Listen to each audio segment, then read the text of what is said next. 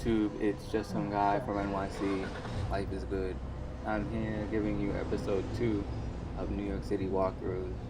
Today is Sunday, December 13th, 2020, and I'm showcasing something that's near and dear to my heart. My hometown, Corona, New York, located in the borough of Queens. This is the one and only Roosevelt Ave. For today's episode, I'm going to highlight the sights and sounds of Roosevelt Avenue, from the cross streets of 94th Street, heading Flushing bound to 100th Street. So Roosevelt Avenue, the current street I am strolling through, is nestled underneath the IRT Flushing line, which opened more than 100 years ago on April 21st, 1917. It services the local and express 7 train line, which runs from Flushing, Queens, all the way through to Hudson Yards in Manhattan. It's a long ride that takes about 37 minutes on a good day, and let me tell you, these century-year-old elevated trains run for miles, and it gets really noisy under here. Over time, you get accustomed to it. People say that us guys from Corona talk pretty fast and pretty loud, but that's because we have to be heard over the grumbling of the 7 passing and just the hustle and bustle of Roosevelt Ave. The 7 train is endearingly referred to as the International Express because it runs along this huge pass, passes so many ethnic enclaves, from Chinatown and Flushing to African American and Dominicans in North Corona, Latinx and South Asian communities in Jackson Heights and Elmhurst, to Irish and Filipino strongholds further down in Sunnyside and Woodside. There's just so much diversity here, but as I said earlier, I'm going to just be focusing on the streets where I grew up, which is 94th to 100th Street, the cross sections on Roosevelt Avenue. So this is what I see every day, especially on the typical Sunday afternoon walk. We're in the midst of coronavirus, people. In pre-COVID days, it would be even more packed. But even now, there's a good amount of commercial activity, social activity, and commuting. We have families going about their daily chores, daily shopping, and just hanging out. This is the way it is, just the way it always has been. Just a little background information on Corona, Queens. This neighborhood was named after the Crown Building Company, a real estate corporation that built the original settlements here during the mid to late 1800s. It was originally called Crown Heights, but as an influx of Italians came into the area, it was renamed Corona, which translates to crown in both Italian and Spanish. Historically, Corona, Queens was just an Italian and African American neighborhood. Later on, you had Jewish residents come into the mix.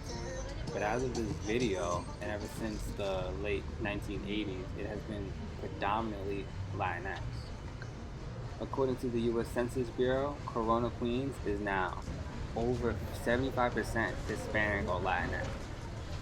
Corona, Queens has become the touching point, the home base of newcomers searching for a better life in America.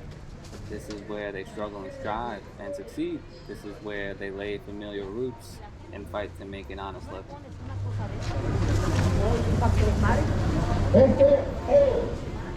Coincidentally, Corona, Queens has become the epicenter of coronavirus pandemic, and not just New York City or New York State, but the entire country. We face more than 15,000 recorded COVID-19 cases and about 1,500 deaths. Now this is substantial because this is all happening within a tiny 15-block radius. The high infection rates here in Corona, Queens is due in part to the housing inequality and shortages we face here. The U.S. Census Bureau defines a crowded household as one with more than one person in each room. Corona, Queens takes the cake as the most densely populated urban space with the most cramped living conditions. We have multiple families spanning multiple generations living together in apartments that were designed for at most 3 people. The lack of housing and resources here is astonishing, and newly minted American families or undocumented workers or people find it rough to make ends meet here. A 2-bedroom co-op in Corona can go for upwards of $400,000, and a single-family house over $1 million. Rentals are expensive as well, and the most underprivileged people in Corona have to resort to renting just one room for their entire family. These conditions make social distancing an inaccessible privilege. The disadvantages are exacerbated by lack of health care and loss of reliable employment.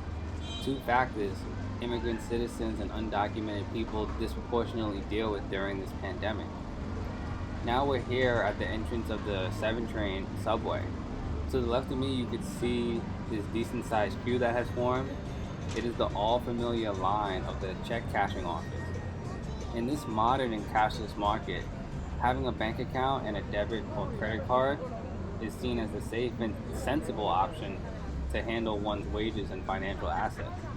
But here in Corona, Queens, where many low-income residents lack the funds to maintain a minimum account balance or want to avoid overdraft fees, or undocumented workers that lack the paperwork to open checking and savings accounts at traditional institutions, check cashers become the optimal solution.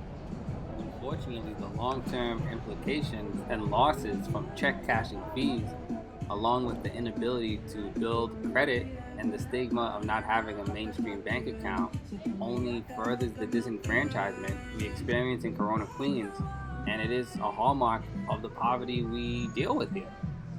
I tell you, man, the excitement and the electricity here is unmatched. The vibrancy and the colors, the fruits, the people walking by, it's just beautiful, and everyone comes out and just enjoys themselves here on Roosevelt Avenue.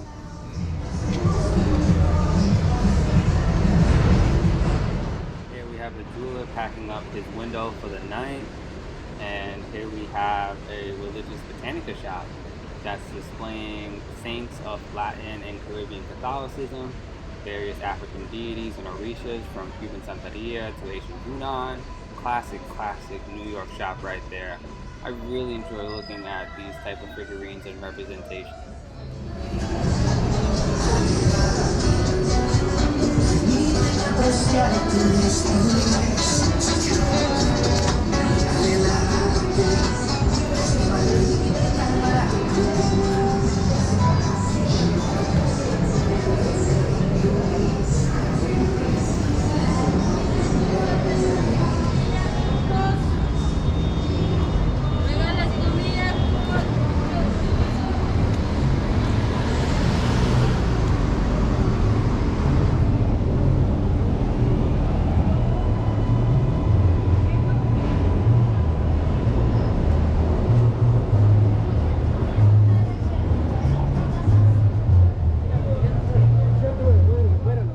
Again, to the right of me, we have so many vendors, known here as vendedores or ambulantes.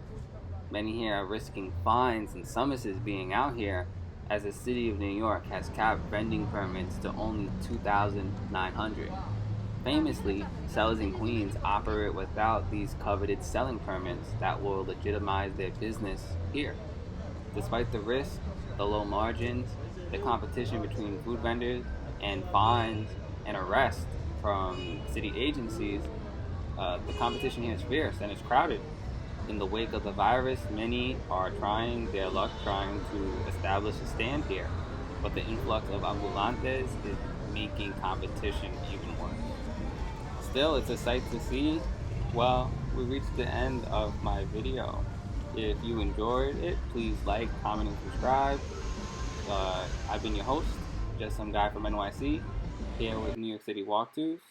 Until next time, see you later.